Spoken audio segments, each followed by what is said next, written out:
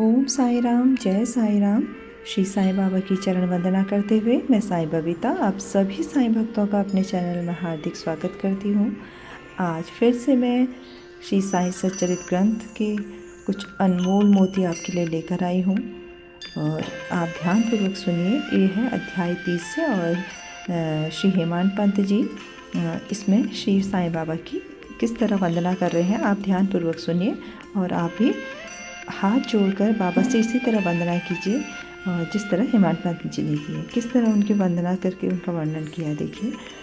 जो बिना किसी कारण भक्तों पर स्नेह करने वाले दया के सागर हैं तथा निर्गुण होकर भी भक्तों के प्रेमवश ही जिन्होंने स्वेच्छापूर्वक मानव शरीर धारण किया, जो ऐसे भक्त वत्सल हैं कि जिनके दर्शन मात्र से ही भवसागर के भय और समस्त कष्ट दूर हो जाते हैं, ऐसे श्री साईनाथ महाराज को हम नमन करें। भक्तों को आत्मदर्शन कराना ही संतों का प्रधान कार्य है।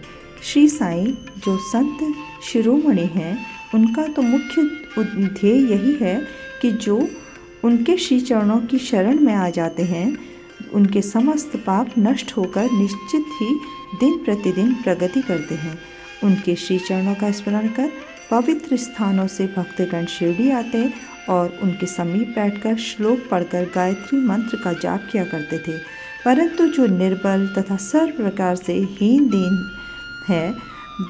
है, जो यह भी नहीं जानते कि भक्ति किसे कहते हैं, उनको तो केवल इतना ही विश्वास है कि अन्य सब लोग उन्हें असहाय छोड़कर उपेक्षा भले ही कर दें, परंतु अनाथों के नाथ श्री प्रभु श्री साईं मेरा कभी परित्याग न करेंगे।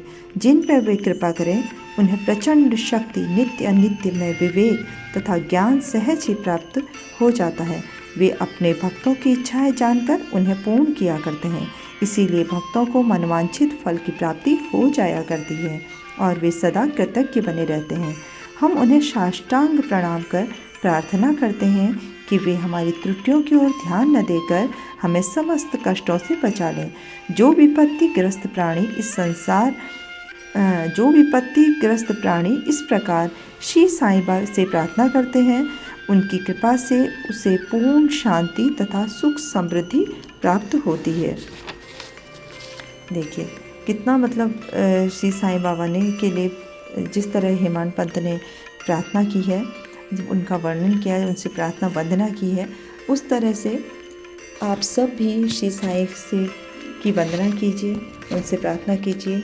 जिस तरह श्री हेमांत पंत जी ने लिखा है कि बाबा की को बता रखा उन्होंने, बाबा का किस तरह से उन्होंने आपके सामने वर्णन किया कि बाबा कितने दयालु हैं। अपने चाहे कोई हमें छोड़ दे, चाहे हमारा कोई साथ दे या ना दे, लेकिन हमारे जो परमात्मा श्री साईनाथ है ना, वो हमारा साथ जरूर देंगे। वो हमें हमेशा हमारे साथ रहेंगे। हमें उन पर पूर्ण विश्वास होना चाहिए। हम भक्त हैं, बाबा के बच्चे हैं और हमें अपने पिता पर पूरा विश्वास होना चाहिए। चाहे वो कुछ भी हो जाए, दुनिया कुछ भी कहे, लेकिन जब ईश्वर हमारे साथ है तो हमें कोई टेंशन, कोई चिंता रखने की ज़रूरत ही नहीं है ना।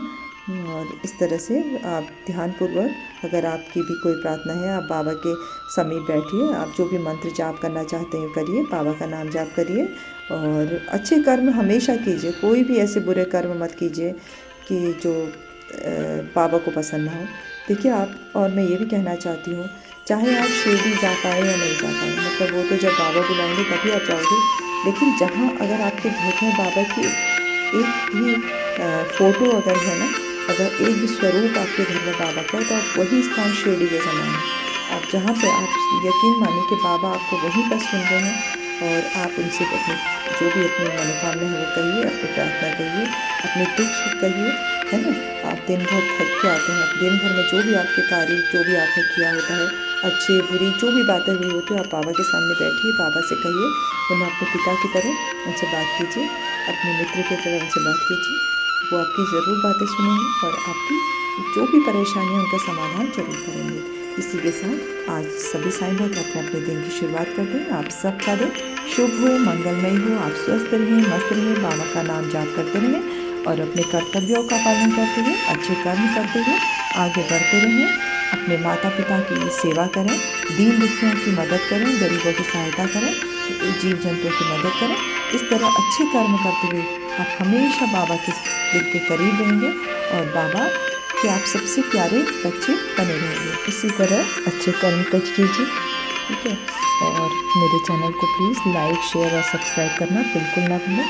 और अगर आपको बाबा की लीलाएं सुनने में आनंद आता है और आपको जो मैं बाबा की सच्चे ग्रंथ से जो भी आपको सुनाती हूँ आपको पसंद आता है, तो प्लीज़ आप मुझे कमेंट करके ज़रूर बताइएगा।